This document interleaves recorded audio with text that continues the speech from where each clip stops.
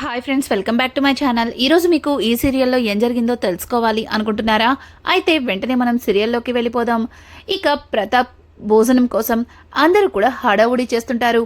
ఇంకా మాధవ అయితే మహాలక్ష్మితో, అమ్మ మహా, మీ నాన్నగారు ఏం తింటారో, ఏది ఇష్టంగా తింటారో మాకు తెలియదు కదా అని అంటూ ఉంటే, ఇక మహాలక్ష్మి, అదేంటి పెద్ది, నాకు ఏది నచ్చితే నాన్నకి కూడా అదే నచ్చుతుంది, నాన్నగారికి నాకు ఒకటే టేస్టు అంటూ ఇక మహాలక్ష్మి అయితే మాధవతో చెప్పడంతో ఇంకా వెంటనే కన్నా, అయితే చాలా ఈజీ, వదనకి బిర్యానీ అంటే చాలా ఇష్టం, అన్నయ్య చికెన్ బిర్యానీ చేస్తే సరిపోతుంది కదా అంటూ ఇంకా మాధవ అయితే మాట్లాడుతూ ఉంటాడు. ఇది ఇలా ఉండగా ఇక ప్రతాప్ అయితే బయటికి వచ్చి ఇల్లంతా చూస్తుంటాడు. ఇంకా అక్కడే కూర్చుని ఉన్న నారాయణ ఇంకా ప్రతాప్ వైపు చూసి ఏం మాట్లాడాలా, ఎలా మాట్లాడాలని ఆలోచిస్తూ ఉండగా ఇక ప్రతాపే నారాయణ దగ్గరకు వచ్చి, ఏంటి ఏంటి బావగారు అలా చూస్తున్నారు అని అనడంతో ఒక్కసారిగా నారాయణ షాక్ అయిపోతాడు. మీరేగా అన్నారు చుట్టమిచ్చి చుట్టాన్ని అయిపోయాను అని, మరి చుట్టం అయిపోయినప్పుడు ఇంకా అలా దూరంగా ఉంటారెందుకు? చూడండి, ఎన్ని రోజులు నేను అజ్ఞానంలో ఉన్నాను, ఇప్పుడు నా కూతురు గురించి ఆలోచించాను కాబట్టి ఇంత దూరం వచ్చాను అంటూ ఇక ప్రతాప్ అయితే నారాయణతో చాలా ఆప్యాయంగా మాట్లాడుతూ నారాయణ పక్కన కూర్చుంటాడు. ఇది ఇలా ఉండగా ఇక కేశవ అలాగే మాధవ ఇద్దరు కూడా కేశవ అలాగే చక్రి ఇద్దరు కూడా మాట్లాడుకుంటూ వస్తారు. ఒక్కసారిగా నారాయణ పక్కన కూర్చుని ఉన్న ప్రతాప్ని చూసి ఇంకా షాక్ అయిపోతారు. ఇక చక్రి అయితే, ఈయనేంట్రా ఇక్కడున్నాడు అని చెప్పి ఇంకా చక్రి కేశవతో మాట్లాడుతూ ఉంటే ఇంకా కేశవ అయితే, అవును ఏంటి నిజంగానే ఈయన ఇక్కడున్నారు, రే నిన్న నువ్వన్న మాటలకి ఖచ్చితంగా మహాలక్ష్మిని తీసుకెళ్లాలనే వచ్చుంటాడు అని చెప్పడంతో ఇక చక్రి అయితే, ఏంటి మహాని తీసుకెళ్తాడా? లేదు, మహాని తీసుకెళ్తానికి వీల్లేదు అంటూ ఇక చక్రి మాట్లాడుకుంటూ అక్కడికి రావడంతో ఒక్కసారిగా ఇంకా ప్రతాప్ అయితే చక్రిని చూసి, అమ్మా మహాలక్ష్మి, అల్లుడు గారు వచ్చారు, అల్లుడు గారు తాగడానికి మంచినీళ్ళు తీసుకురా అని చెప్పడంతో ఒక్కసారిగా చక్రికి దిమ్మ తిరిగిపోతుంది. ఇక లోపల కిచెన్లో ఉన్న మహాలక్ష్మి, ఏంటి అల్లుడా అంటూ ఇక చాలా ఫాస్ట్గా బయటికి వచ్చేసరికి చక్రి కనిపిస్తాడు. ఒక్కసారిగా చక్రిని చూసిన మహాలక్ష్మి, ఇదేంటి నాన్న చక్రిని తన సొంత అల్లుడుగా అనుకుంటున్నారా అని చెప్పి అనుకుంటూ ఉండగానే ఇక ప్రతాప్ అయితే పైకి లేచి, అల్లుడు గారు, ఇన్ని రోజులు నిన్ను అలాగే అమ్మాయిని దూరం చేసుకుని చాలా పెద్ద తప్పు చేశాను, ఇప్పుడు నా తప్పు నేను తెలుసుకున్నాను మిమ్మల్ని. ఇక ప్రతాప్ అయితే చక్రితో మాట్లాడుతున్న తీరు చూసి మహాలక్ష్మి తన మనసులో, చక్రిని నాన్న నిజంగానే తన సొంత అల్లుడు అనుకుంటున్నారు, ఇప్పుడు నేను నిజంగా పెళ్లి చేసుకోలేదని చెప్తే నాన్న బాధపడతారేమో, అందుకే ఈ విషయాన్ని నాన్నతో ఇప్పుడే చెప్పను, నిదానంగా చెప్తానని ఇక తన మనసులో అనుకుంటూ ఇంకా చక్రి కోసం మంచినీళ్ళైతే తీసుకొస్తుంది. ఒక్కసారిగా చక్రి మహాలక్ష్మిని చూసి భయపడుతూ ఉంటాడు. ఇక ప్రతాప్ అయితే, ఏంటల్లుడు అలా చూస్తున్నావు, అమ్మాయి నీకు మంచినీళ్ళు తీసుకొచ్చారు తాగు అని చెప్పి ఇక తన చేతులతో చక్రికి మంచినీళ్ళైతే ఇస్తాడు. ఒక్కసారిగా చక్రి అదంతా చూసి షాక్ అయిపోతాడు. ఇంకా అలాగే మహాలక్ష్మి కూడా చాలా ప్రేమగా, చక్రి నువ్వు కూడా కాలు కడుక్కో, ఈరోజు నాన్న కోసం నేనే పెద్దని అడిగి చికెన్ బిర్యానీ చేశాను అంటూ ఇక మహాలక్ష్మి అయితే చక్రితో చెప్పడంతో ఒక్కసారిగా చక్రి షాక్ అయిపోతాడు. ఇదేంటి ఈవిడ అల్లుడన్నా సరే ఒప్పుకున్నట్టు అంత సైలెంట్గా ఉంది, కొంపతీసి నన్ను నిజంగానే అల్లుడు అనుకుంటున్నాడా ఆయన? అలాగే మహాలక్ష్మి కూడా భర్తగా అంగీకరించేసిందా ఏంటి?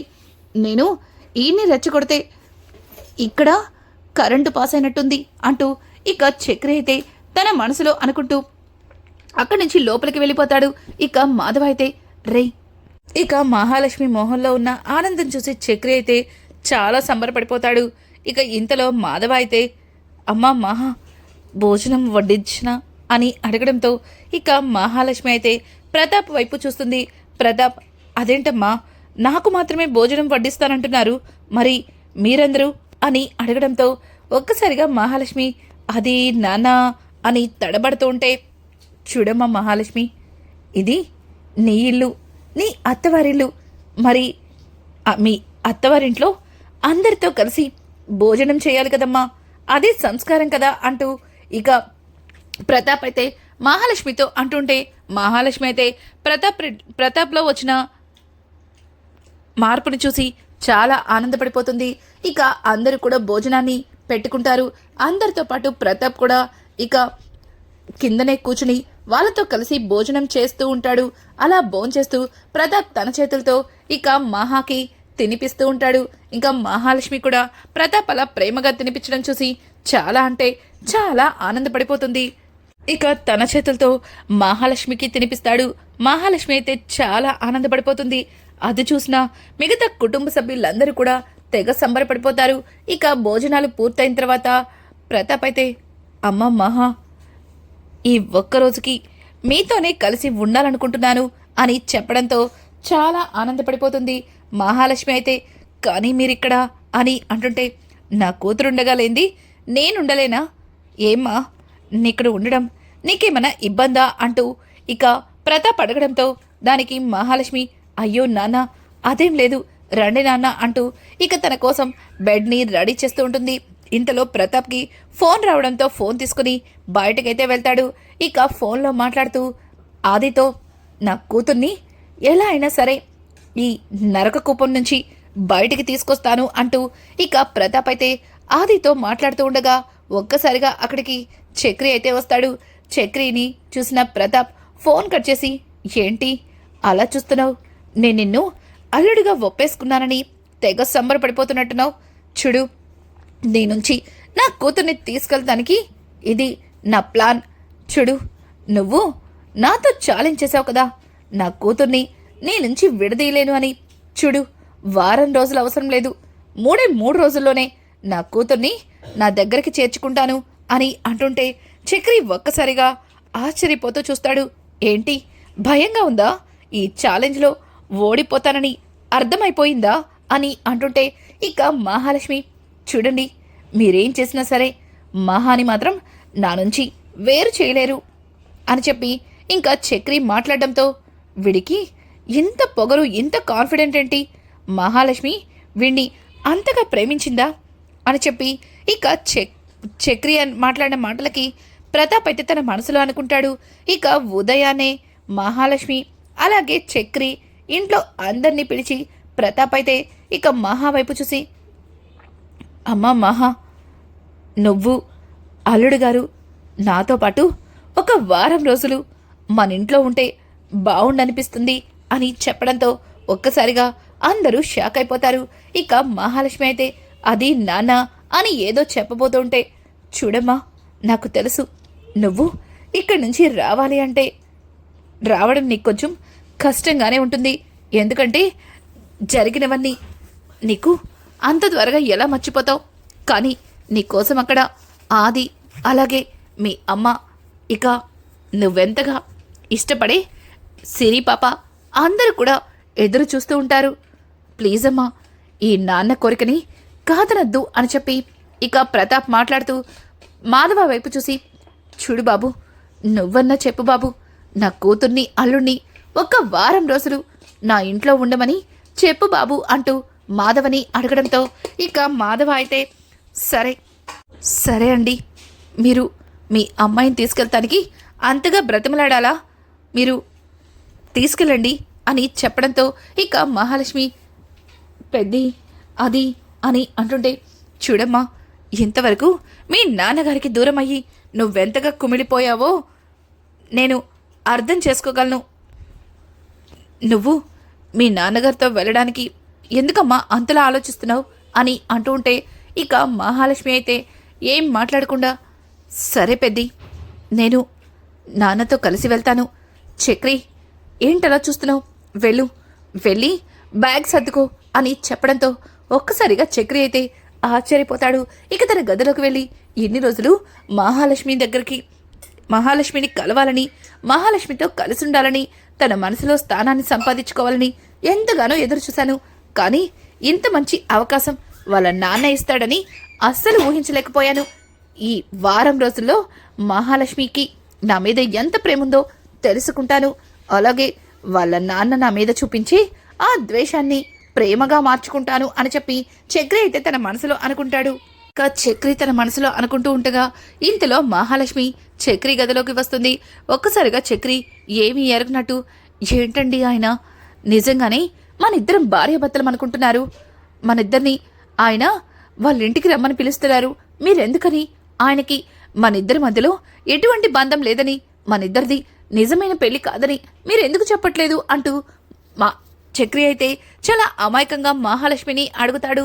ఇక మహాలక్ష్మి అయితే, చూడండి, మనిద్దరం నిజమైన భార్యాభర్తలమని నాన్న అనుకుంటున్నారు. పైగా మీరు తన అల్లుడిగా ఒప్పుకున్నారు.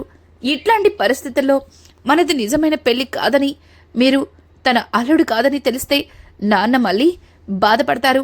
ఇప్పుడు నాన్నని బాధ పెట్టడం నాకు ఇష్టం లేదు. అందుకే మీరు ఈ విషయాన్ని ఎక్కడ నోరు జారద్దు. నేనే వీలు చూసుకొని నిజం చెప్తాను. అంతవరకు మీరు ఎవరితో చెప్పనని మాట ఇవ్వండి అంటూ ఇక మహా అయితే చక్రి దగ్గర మాట తీసుకుంటుంది. ఇంకా చక్రి కూడా తన మనసులో నేను కూడా అదే కోరుకుంటున్నాను అని చెప్పి ఇక తన మనసులో అనుకుంటాడు.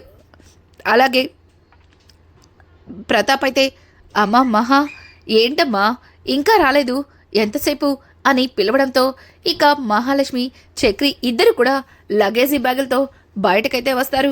వాళ్ళని చూసిన కుటుంబ సభ్యులు ఆనందపడతారు. కానీ కేశవ మాత్రం కాస్త భయపడతాడు. ఏంటి వీడిప్పుడు అక్కడికి వెళ్తే ఇక శాశ్వతంగా మహాలక్ష్మి ఈ ఇంటికి రాదా అని చెప్పి కేశవ భయపడుతూ ఉంటే, కేశవ భయాన్ని చూసిన చక్రి కేశవ దగ్గరకు వచ్చి, రే కేశవ, ఎందుకు భయపడుతున్నావు?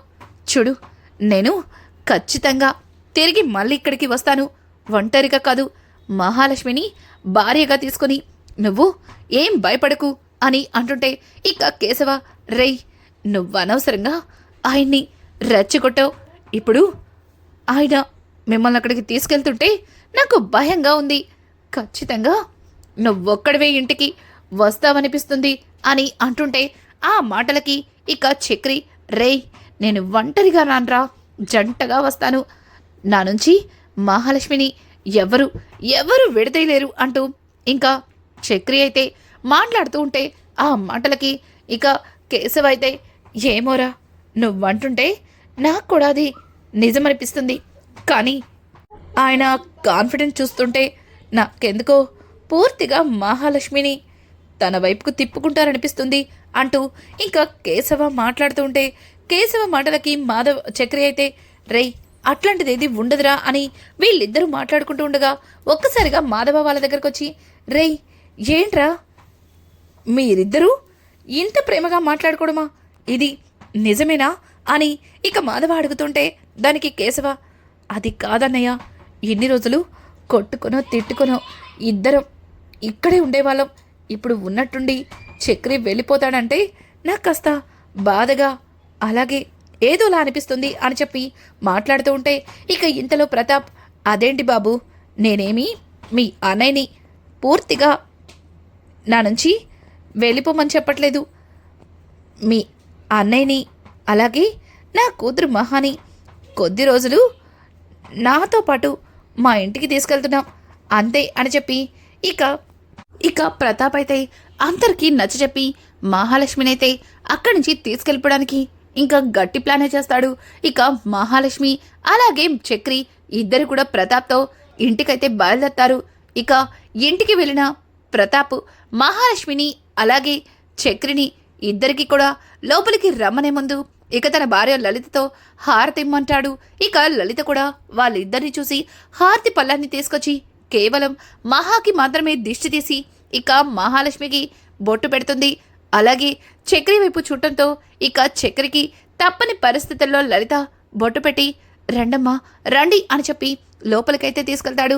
ఇక లోపలికి తీసుకెళ్లిన కుటుంబ సభ్యులు మహాలక్ష్మిని చాలా ప్రేమగా దగ్గరకు తీసుకుని హత్తుకుంటారు.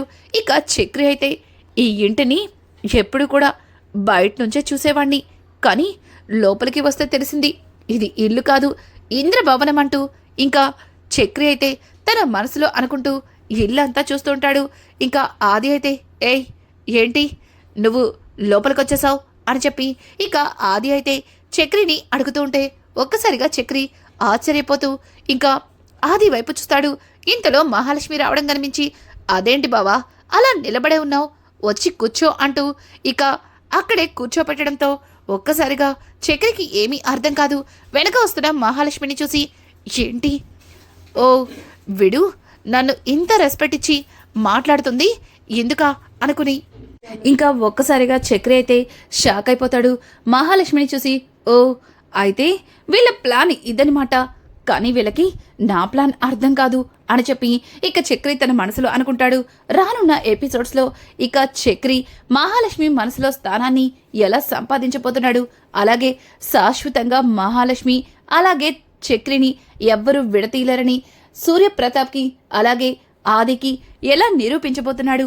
ఇట్లాంటి లేటెస్ట్ ఎపిసోడ్స్ మీకు మరిన్ని కావాలి అనుకుంటే మా ఛానల్ని సబ్స్క్రైబ్ చేసుకోవడం మాత్రం మర్చిపోకండి. Thanks for watching. Hi friends, welcome back to my channel. ఈరోజు మీకు